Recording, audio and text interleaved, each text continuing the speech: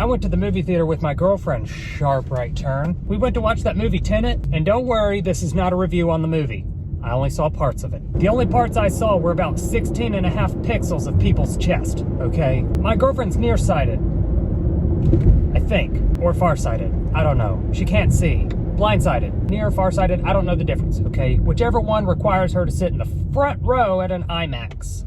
That one. We went to an IMAX, which ironically was named because if you sit in the front row, you have to open your eyes to the max. That was a dumb joke, I'm leaving it in. First of all, the movie's confusing as it is, okay? I didn't understand it. It's hard to understand that kind of movie when you're just looking at 16 pixels of someone's chest hair. The screen was so big that stuff would happen over here, and I would look, and then I would hear something happen over here, so I would look, and I had already missed it. I don't know, but something happens with my girlfriend's eyeballs between the first and second row. Front row for her, clear as day. But you move back a row, and then now everything's her blind spot. She's asking me questions like, who's that?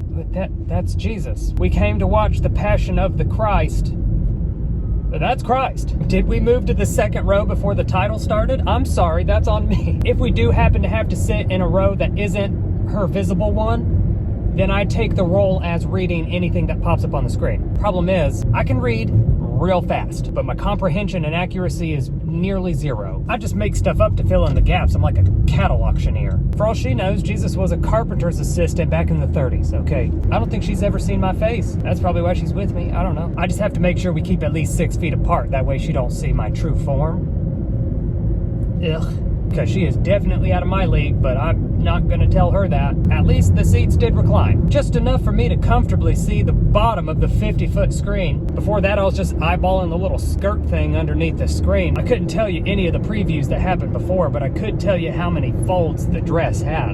And the amount of sticky stuff on the floor baffles me. Are all the spills from the good seats just pouring down to our nosebleeds? Yes, the front row seats in the IMAX theater are called nosebleeds because it's impossible to get one when you're watching the movie. It all just drains back down, you know what I mean? Kind of like what their sodas are doing down to our seats. I have the stickiest Vans. You wouldn't even believe. Every once in a while I'd feel a peanut M&M roll up against my van, so it wasn't all bad.